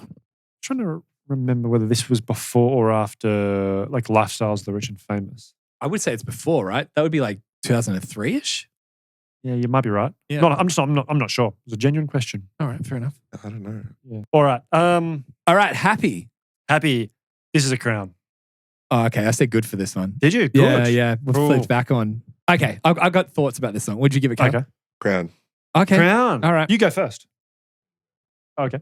So let me just enjoy the beats for a bit I more. absolutely love this song. Okay. And always have. And maybe after Spokesman, when I was first listening to this album, this was the song that I was like, I would put on repeat, was listening to obsessively.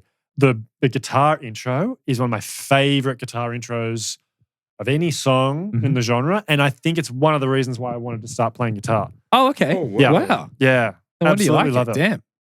What about you? I can't help but think when I hear it, it sounds like that Third Eye Blind song. Oh, yeah. Semi-Charmed Never- Kind of Life. No, Never Let You Go. Oh, okay. I'll never let you go. I don't even know that one. Can't think of it. It sounds a bit like Yeah, Semi-Charmed Kind of Life, the riff of it too. Yeah, well, I just can't help it. The whole time through it, I just Yeah, right. Interesting. you know what? Sorry, no, What it's just the intro, really, the guitar. But Yeah. yeah, I really, what I say, can't help but think of Third Eye Blind. Yeah, really like the song. It's got just a really good vibe. I reckon. Yeah. It does have a good vibe. I can So- explain myself. Please do. Yeah, I've Justify actually got yourself. like legit points about this. It's not Okay. like, I didn't feel the vibe. Are I've your got, other points not legit? The ones you've been no, but making the other before? ones are a bit like, I don't really get it or it didn't really catch me or anything like that. There's stuff I don't like about this song that I still think is good. Like for the most part, it's good, but there's some points that actually bring it down. Such it as? could be better. Right. So first of all, if I can just be completely subjective and really like, I don't know, this is just me being purely just a bit of a jerk. I don't like that the riff is so happy and they're like, let's call the song Happy. It just feels a bit too corny in my opinion. Okay. Yeah, fair. Okay, so that's my Thanks. subjective, like All right, Jason bump it bullshit. down. Anyway. We've got a great. Do you think they didn't have a song title and they were like, what's a happy song? Like, Yeah, what should exactly, we call that? exactly. Let's just call it And happy. We call did it that with Happy? all of our Ah. songs. No, after. yeah, True, but at least you came Where did up we with write it. it? We did We were write it. sitting on a tabletop with like the back seat of the car pulled up, Tabletops and backseats. We'd be lucky funny. if we even wrote a verse sometimes. I did say though that I think this is the highest good possible. I think it's just short of great. Like if you could mark it like points, it'd be like 4.9. That is right? such a Jason answer. What are you saying? Like it's just like so it's unnecessarily specific. Yes. Yeah, and it's just I'm on the spectrum. We all know. Okay, so I just think that the song feels a little bit undercooked. And I think that the reason I say that is because the transitions aren't smooth or defined. Like the it's got a vibe and it catches in and it goes that was but with like brutal sound. but the way that it comes in with the verses, it just feels like it just is abrupt the way it changes. It just feels like the riff doesn't make sense to go into that verse without any transition. Then I just want to feel alive. That's a really cool part. I think Cutting back to the halftime after they didn't do many of those type of choruses in this album. Like I like that, and I like the build up and the chorus. I said I just want to feel alive is sick. Same with the riff. The riff is sick. Same with the verses. I think they're sick too. But they feel glued together rather than polished as a track. It feels like these are great sections. Let's just shove them together. Just go from that riff and we'll just go into that verse that we wrote. It doesn't feel like it flows. And because of that, I can't give it anything higher than a good. Because it doesn't, to me, it just feels like Stuck together. Yeah, stuck together. Like when you look at something that's been glued and there's like glue bubbled out of it, it doesn't feel like it actually was a cohesive unit. Yeah. I think that if they spent a bit more time on it, it could have come out amazing, but I don't know what that would look like. Maybe just flowing it a bit more with a section, letting chords ring out before stopping for a bit and then coming in with the verse or something just to let it breathe. But it just feels like bat, bat, bat, bat, and there's no great sections individually, but together I don't think they are the smoothest. Do you think maybe then it was like one of the later songs they wrote and Maybe, it was yeah. kind of like, just a bit, It's good enough. And the sections, maybe also that the sections are individually so good that once you get into the new vibe of the new section, you're like, that song's banging. If you're not thinking about the transitions, you would think that's one of the best songs on the album. And it's interesting, like, I guess it shows how subjective this whole thing is because, like, that none of that bothers me. I can understand where you're coming from, but, like, I just love the song. Yeah. Okay. No, I think that's fair.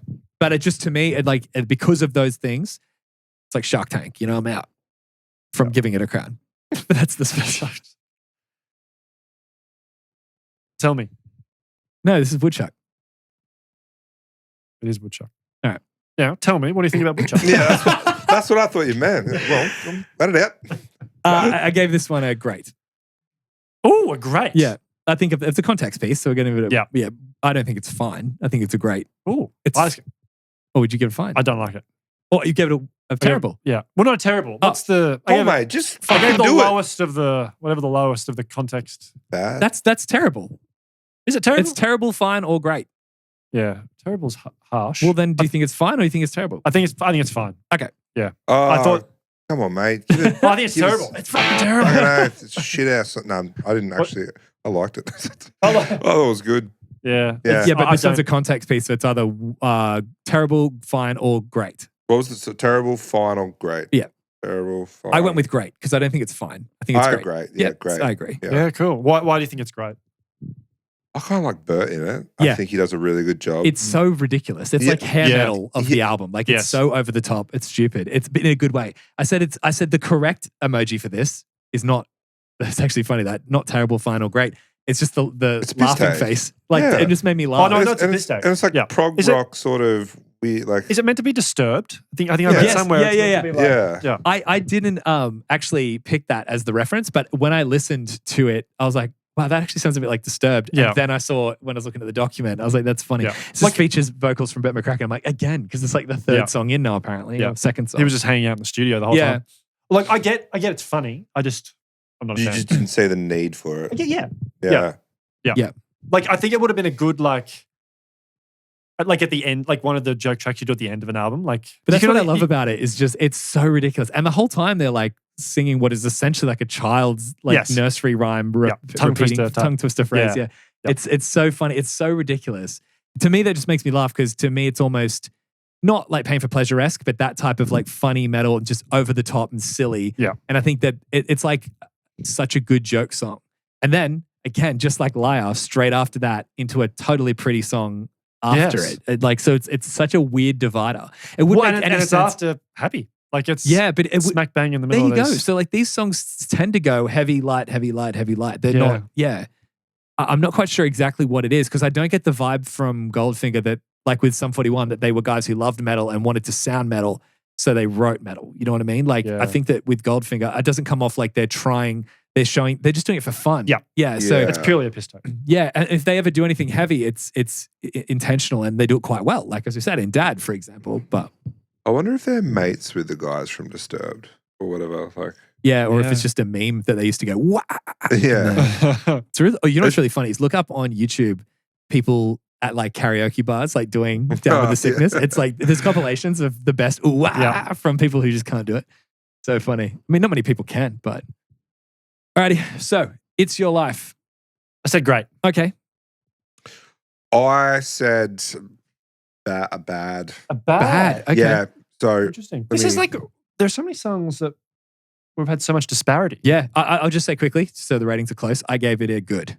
I couldn't give it a great, but go ahead. So we've got a bad, a good, and a great. Interesting. Well, I could have given it What a will they great. get up to next? Yeah. I actually just wish they had stayed with the acoustic for me. Okay. The whole thing. I didn't like how they went to the whole band. All right. And how they went to the scary sound, like the beat and all that. Yeah. That annoyed me, and that was like, no, just keep it. It almost sounded like with the acoustic thing, like a There Is or something. Okay, you know, And I Box just, Eraser. and I was just like, no need sort of thing. Fair enough. It's funny you say that because I actually do quite like how it starts with the softer chorus and it comes in with a bigger chorus later on. Okay. Yeah. I agree with that. I do like how it goes to the up vocal. I was going to say up vocal. How the vocals move up an octave by the later choruses. I said it's a good song. Definitely works amongst the other songs of the album. It reminds me of like January and what was the other one we did? Tell Me. Yes. I think like those types of songs. I put it in the same category for sure. I said it's just a little bit less enjoyable than the other songs on the album for me. It wasn't anything that made me go, because this could be a great song. I understand that, but like I compared this straight because it sounds similar to January. It's not as good as that, so it's not a crown. And next to, I think I gave It's Your Life. What did I say? Tell Me. I think I gave that a great. So I don't like it as much as that. I prefer it to January actually. Okay. Yeah. I said there's nothing really to comment on other than it's a good song. That's all I have to say about it. There's nothing that really grabs me. Yeah, okay. There's nothing offensive about it because that's what happens usually when you get undefined. It's like something has bothered you, which sounds like it has. Yeah. But that's the thing. It's nothing really that has bothered me about it. But it's a good song. I don't know much else to say. Yeah. I just think like the chorus I find is so hooky. Like and the way the melody moves with like I love the line, like, it's your life, and I certainly wouldn't tell you what to do, but you're living like you haven't got a clue. I love that, like, that phrasing. Yeah, it's cool. Awesome. Here's my sort of take so far is the more melodic, softy sort of songs, I think they're just fine. Okay.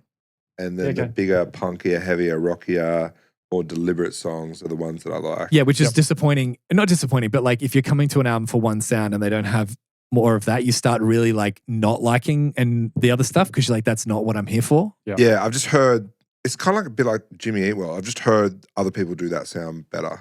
Okay. That's where I feel like. Who would you say have done the sound better on them? I knew you were going to ask that. I'm just interested. So you didn't like the ska part of it? No. Okay. Because I'm not a ska fan. I actually didn't as I mind said. it. Patronising, yeah. I feel condescended. Oh, yeah, no. I didn't mind it actually. I quite enjoyed it on this song. What did you think of that part of it? I liked how the folky kind of I do like it. It's getting wetter and wetter in here. It is, because your heat for is sure. like melting them. You're not meant to put your hand. They're not designed to put your hand in. That's what you guys want to do. Disagree entirely. Alrighty, so Spank Bank. I said Crown. Crown. Yeah. Love this song. Okay. Love it. Would you give it, Cal? Bringing her up. I'll say in the meantime, I gave this a good. I've got reasons for it. It's not You've just got like reasons for everything, mate. Well, no, some of them I You don't. have to preface all of your responses with I've got reasons. No. I've only said that twice, haven't I? And that's the ones where I literally have notes why I didn't like it. Okay. Not that songs where I'm like, yeah, it was fine. Yeah, I didn't really I thought care. that. These are ones where I'm like, it would be great, but they've done this wrong. I thought That was good. Yeah. I think Pretty funny lyrics. Go ahead. You tell me where I like it first, and then I'll tear it down. So, like the intro is like kind of disorientating, and you're kind of like, what the fuck's going on here? Absolutely. And then it comes in with like the D beats with like the punky thing. Yeah. And it just grabs you. Like it definitely does there. Yep. The lyrics are funny. Yep. Yeah, I just love it. I said it's pretty boring until the D-beat section at the end. I said this could have been a Blink-esque like crown tier joke song if they just did the last bit, especially with the last line. Yeah. And if they just had like a built this pool style like 30-second like fast one about from the D-beat section pretty much, that to me would have been one of the best joke songs ever. But that whole having to get through the whole intro and all that, it's just that long though. I know, but it feels long because it's like, to me, as you said, it's disorientating. It doesn't fit the vibe of the song. And then it's totally different when they come in with the D-beat stuff. I just think for it to be a joke song, it doesn't need to be that progressive. There's no need for it to have to do that. Oh, but it kind of sets you up to be kind of like, Where's this going? Where and is then it this comes going? in. Yeah, I suppose so. But I don't think it needs to be I just tricky. think the joke could have been shorter. That's what I'm saying. Yeah, 100%. It's funny. At the end, it's a good giggle, but you're like, In the end, it's a man, good I giggle. just had 2 minutes to listen to all the other shit. So true. so we're going to bleep a bunch of that. Don't worry. Oh, this episode will be 5 minutes long. Youth, what did you give it? Youth, I gave great. Okay. Yep. I said good. I actually said meh. Just Did you? yeah, So fine. yeah, just fine. Yep. My note for this song is that it feels like there's a bit of a repetitive formula happening at this point. Yep. In terms of Yes. like starting pretty and then building progressively throughout the song where like each chorus is a little bit heavier. Yep. By this song, it's getting a little Tired? repetitive and tired. Yeah. I still like the song. I particularly love the last chorus when they get to that point. Yep. But it doesn't go beyond a good for me just because of that. Like it's just Sure. kind of not, it's not really interesting at this point because of that. Yeah, I said I loved this one when I was younger. I said it's a cool way to use the acoustic, but it reminds me of playing Dave Mirra BMX on PlayStation. Just because I would have this on playing Elast Mania, playing Dave Mirra. Yeah. I said it's a weird, specific throwback, but I do love how he goes up the octave in the chorus the second time or whenever it is, second or third time. He does that a bit on the album, and it's really effective when he does it. Like he knows the volume changes of whatever. Yeah, I think it's a great song. I understand it being good though, but you just thought it was just over it. Well, it's interesting to Sam's point of using, it feels like it's starting to get a bit repetitive to the point where this is pretty much where I stopped listening to the album back in the day. Yep. I pretty much listened to maybe the first 5-6 songs, loved them, and then I just sort of got over it as it went further down. Yeah, right. To the point where I actually stopped rating these. You haven't rated it anymore? You didn't do your homework? Yeah, I didn't. Just because, I've stayed true to myself. As far as you're concerned, the album does not exist past these songs. And then he called me to distract me so that I couldn't finish my homework. That's been the nature of our relationship. 100%. Right. Yeah. I tried everything to drag this bloke down the hole with me. Yep, Yeah. true. It was I was like pretty much bullied, basically. 2 to 3 years, I reckon. Sam could never stand next to me without having to hold his dick. Just getting stacked up. He just gets sack whacked constantly. And like he'd walk up to me and I'd go to shake his hand and he'd go, oh. But you Tough time, man. Huh? when you weren't sack-whacking me, you were dacking me. That's There was- funny, man. How funny is dacking I know. someone? What I a don't know. funny thing to I don't do. think kids do that to each other nowadays. Like, the world needs more dacking, It dude. does. You're so right, though. The world does need more of it. It needs Like, more dacking. So there's one in particular that I remember. I don't know if you remember this. I think we were in the library or something like that, and we listened to we were all sitting on chairs lined up listening to someone talk. And it was at the end, and everyone was getting up to leave. And it was me and Kale, and there were 2 girls sitting here, and I can't remember who they were. This was in high school as well. So Okay. the girls might be people you don't know. You know rather, but Yeah. I'm not sure. Anyway, so we're finished, and I get up to leave, and I stand up, and Kale doesn't stand up, and but pulls my pants down. And so I'm like, I can't stand up because I'm clipped in. But like pants, boxer shorts, everything down. And like I was wearing like a jumper that was like enough to kind of just like cover up my like, The soup can. cover up the soup can. Yeah. Next to like these girls, and like that's the dacking that I remember the most from my adolescence. That's funny. I remember at primary school, there was just one kid who was annoying another kid or something, and he went across the flying fox and was like, yeah, so whatever. As he's flying across, the guy just like full daxed him, like to his ankles, undies and everything. He's just hanging there like naked, like little Willie out in the wind. Like full, like, I'm like, you can't come back from that. Like you can be winning an argument if someone, adults need to start daxing each other in anger. Yeah. An angry dax. Yeah, that wouldn't Do you remember stand doing these. that? Yeah, 100%. So look, for transparency, I'm out. You're out. That's funny. All right, from here on out, with Sam and I can do it. Back to the boys, the normal show. All right, so radio, what'd you give this song? I said great. I'd say great too. I Okay. thought you were going to give this a crown. This is my song that I was saying before that has all the elements of being a crown, but I don't think it just hit for me as a crown. Interesting. It's an anthem. Like it's anthemic. Yeah. It's catchy. It's vibey. It's good. It also sounds different from a lot It's of the other thematic. songs. It's got the radio at the start and it's about being radio. It does Yeah. sound different, doesn't it? It Yeah. almost sounds like, which is weird because it's track 14. Like you think that they could have pushed this earlier as a single. A lot of people love Potentially. this song. Like Yeah. a lot of It's a people great like Goldfinger fans love it. Yep. I said it should be a crown and probably is for many. There's lots of energy, but it just doesn't hit that hard for me. It's got lots of energy, but I said if you didn't know Goldfinger, this song might win you over because it's very popular rock. It's very like culture friendly, like main society. You know what I mean? Listening to it. okay. Yeah. This is another one that's a little bit bowling for Soupy as well. Yeah, good With point. That guitar riff that comes in. Yep. Yeah, it's a great song. I didn't really think about giving it a crown.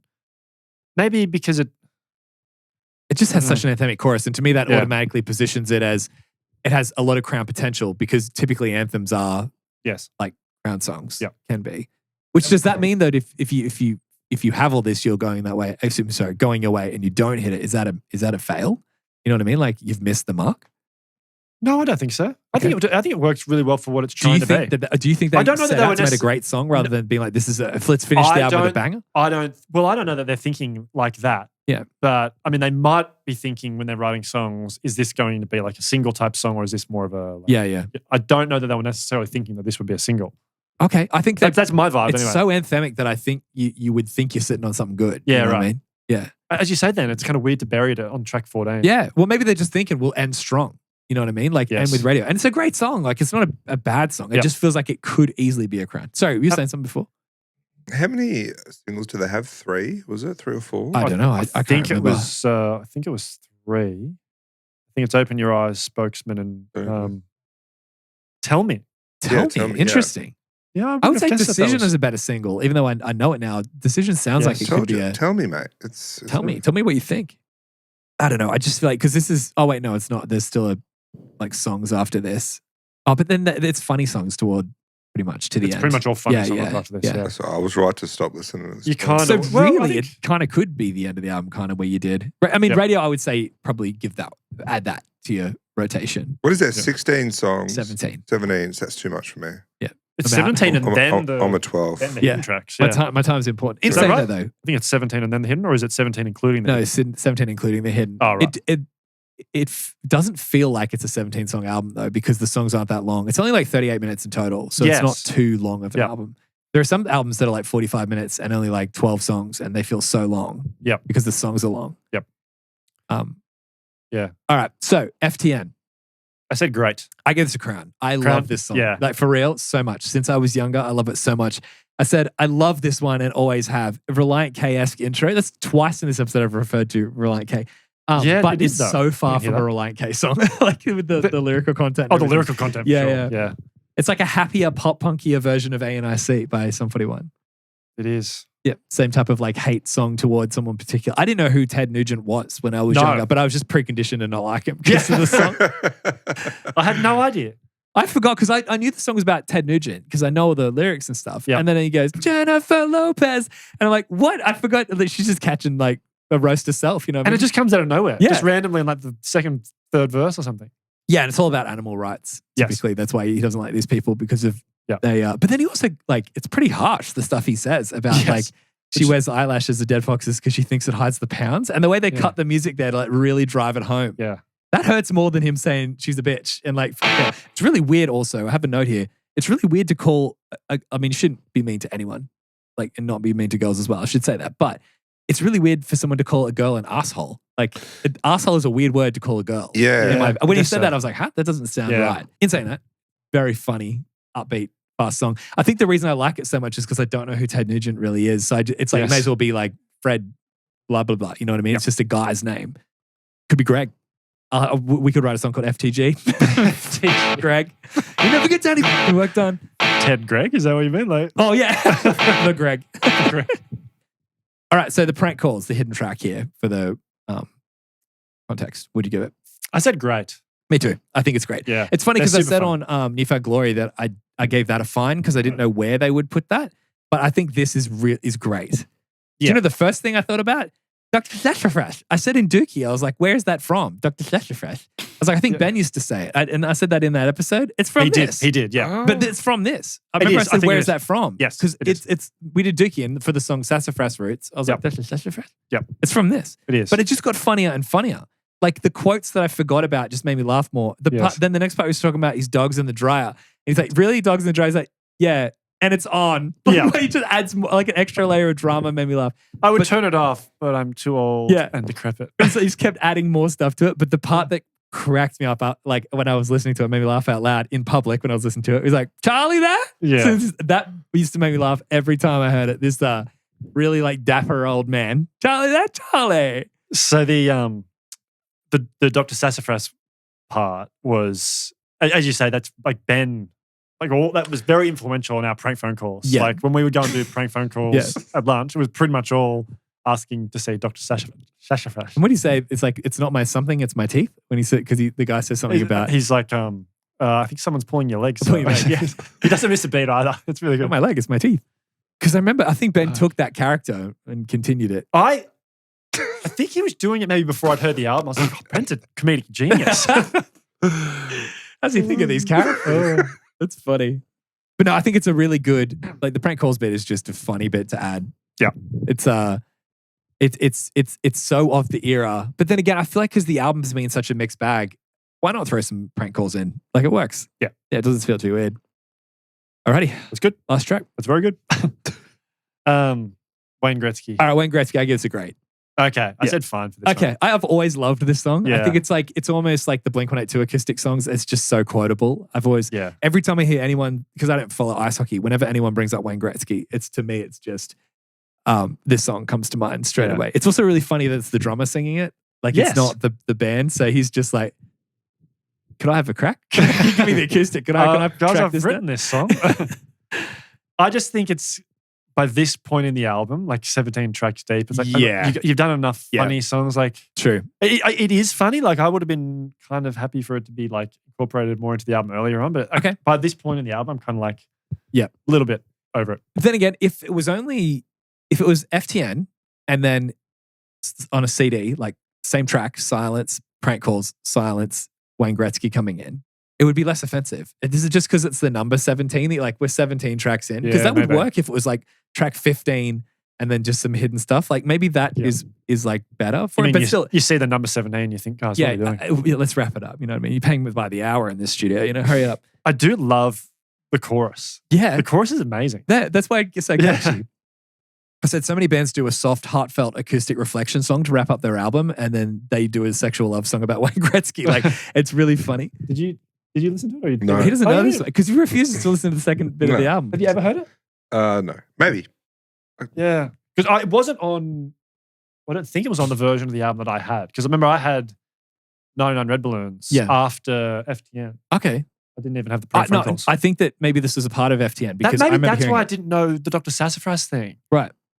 Because I swear my version of the album went FTN, then 99 Red Balloons. And I think that was the end I think of the I had album. the 99 Red Balloons one, but I had Wayne Gretzky on it as well. Like that's where Did I you? knew it from. But do you know what's crazy is that they have a DVD called The Show Must Go Off. They do Wayne Gretzky.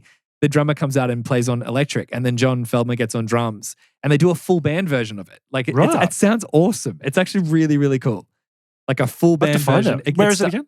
It's on YouTube. The song's called The Show Must Go Off. It's a DVD they did. But it's like it starts on electric and then they end up building it up and with full band behind it and big chorus and stuff. That's cool. It's silly and it's funny. Yeah. John Feldmann is totally overplaying the drums. It's almost like when it's, it's like, I'll play drums and then it's like, I've got to show everyone that I can play drums as well. Okay, like when people do that, way too many like cymbal grabs and like fills and stuff. You don't need to be doing that.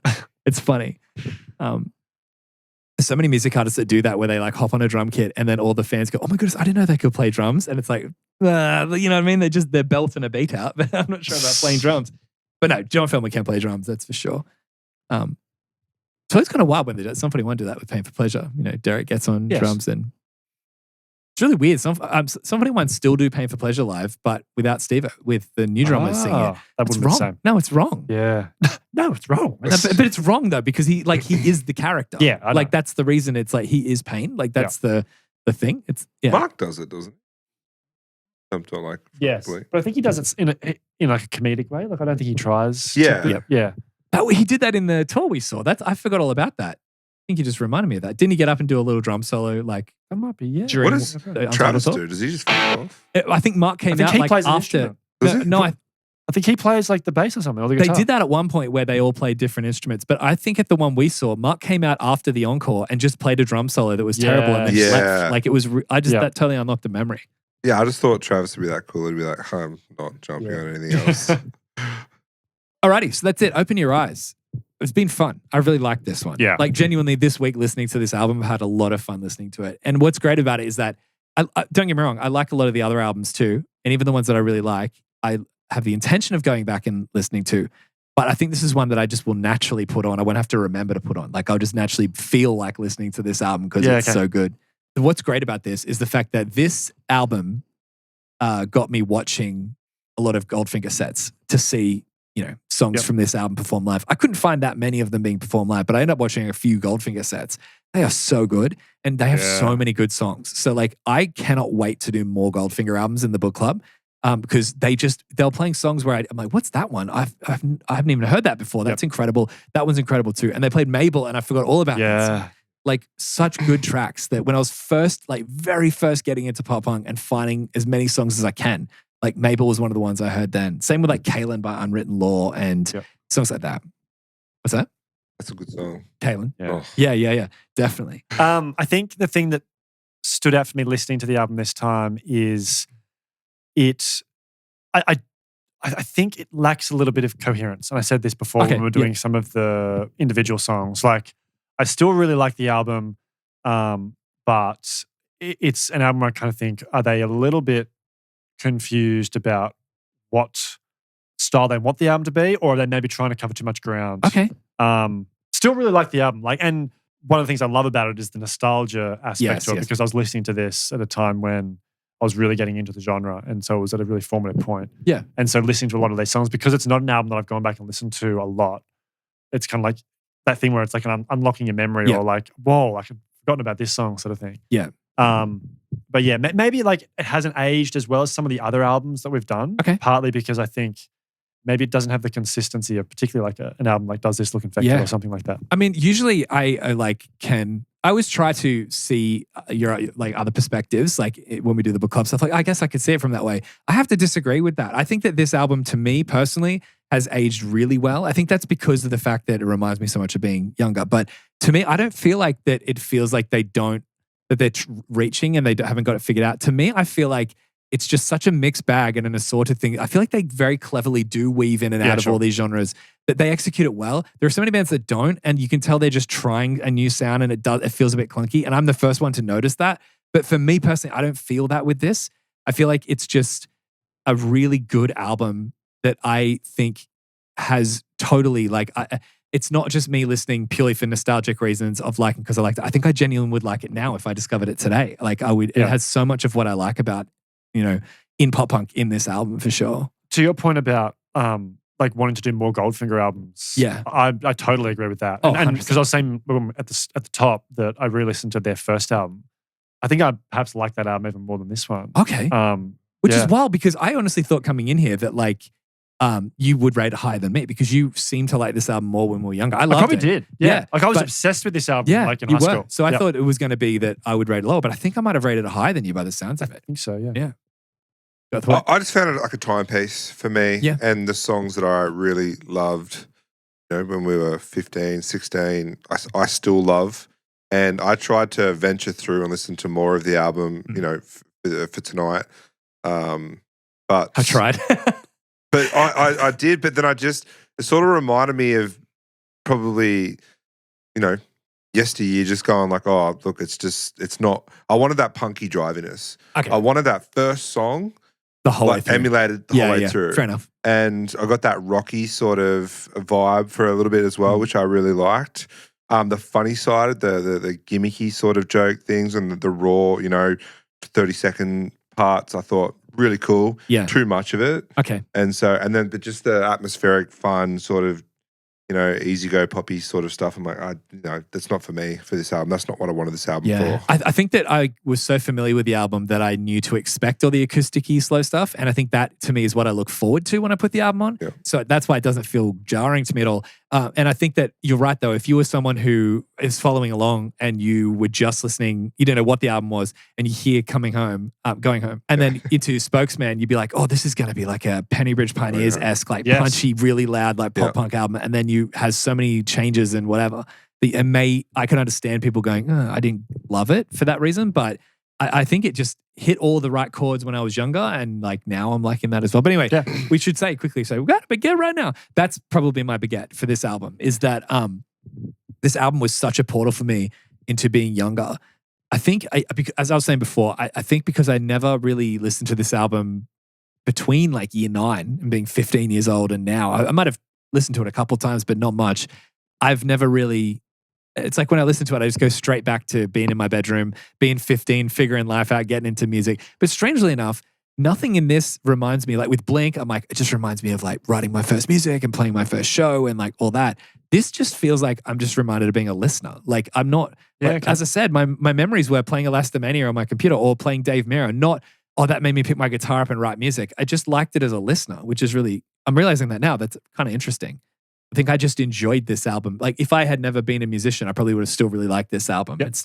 Hasn't inspired me in that way that other albums have. Yeah, interesting. I can't hear you. What? Can't hear you. What do you mean? Every time you start it and I say, I can't hear you because you haven't got your baguette, and you're still like, what do you mean you can't hear me? Oh, sorry. Oh, I've actually... This is like the 8th episode. This is the 8th episode, and you're still it's the same.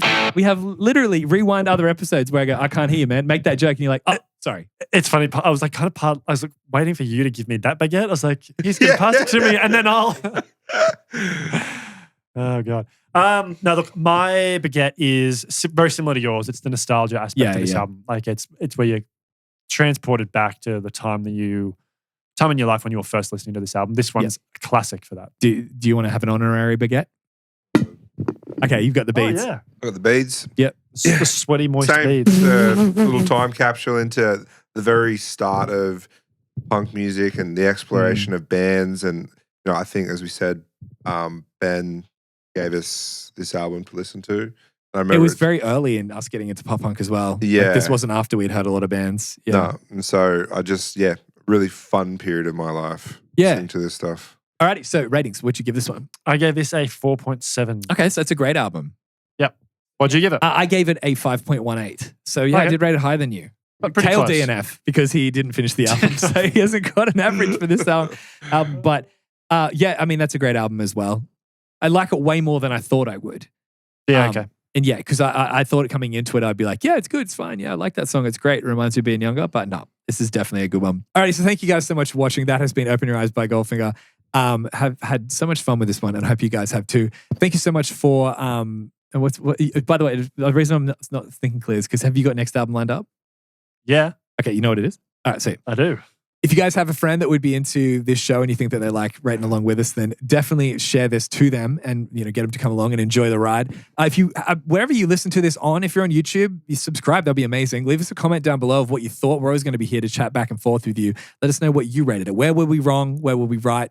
What hot takes did you agree with? What hot takes do you have? Like that guy that said "Open Your Eyes" is the only good song on the album. I'd love to meet and chat to that guy. Where were we wrong? Where were you wrong? Let us know where you were wrong. And if you're on a podcast platform, it's amazing seeing how consistent our podcast streams are. Like there is a really consistent group of people listening, just listening. I feel like you're missing out on a lot of it. I don't think we're consciously aware of how much we don't explain for the people just listening, but it gives you a good imaginative journey, that's for sure. Please go to the platform that you listen to this on and leave a review because it really helps us out and helps the podcast get to more people. But before we wrap up this episode, Sam, what have we got for next week? Smash by The Offspring. That's not fucking right. That's wrong. That's last week. This is Open Your Eyes and the next week. And you said you knew. You're so confident.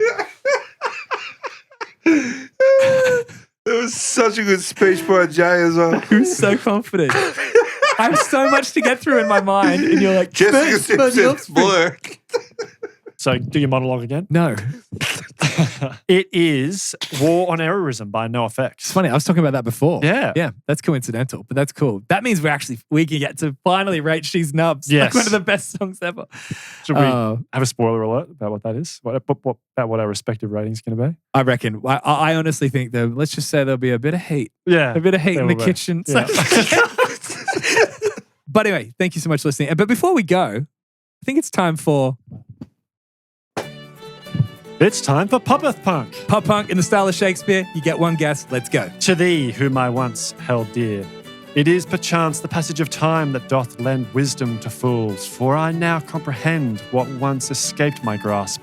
I, methinks I see the truth too late, a most bitter draught to swallow. Thou hast moved on, and in such haste. It is a sight most grievous to see thee in mirth with another, as though I never were. I speak not in wrath, but in the ache of remembrance. He holds thy hand as once did I.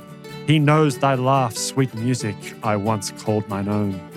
I do confess, I acted not always with care. The fault, as ever, may lie with me. Yet the end came sudden, and I knew not how to say it. We spoke not as we should have. Silence, our cruelest foe. 'Tis strange how all do change, and naught remains as it once was. The faces, the places, they seem unchanged, yet all feels different. Perchance 'tis I who hath shifted most of all?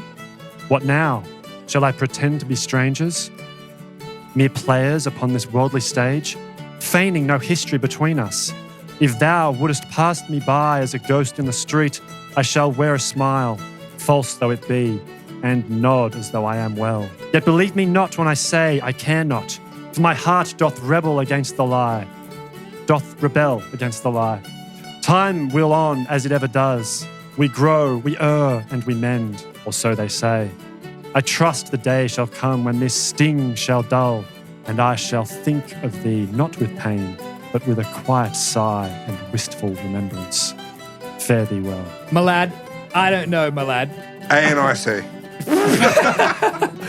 That's a hard one. Yeah. It's really hard. It's actually, as a clue, it's actually not obscure.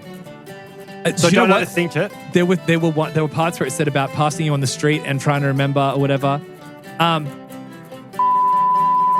Yeah. Oh yes, my lad. Oh my That's it. God. Yep.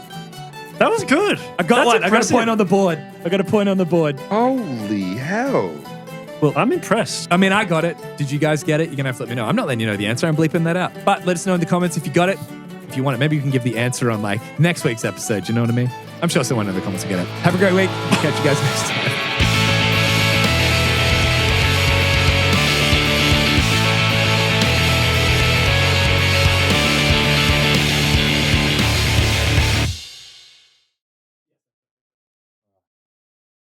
To thee, whom I once held dear, it is perchance the passage. Are you guys talking to a mic or what? Oh, Oh. Jesus.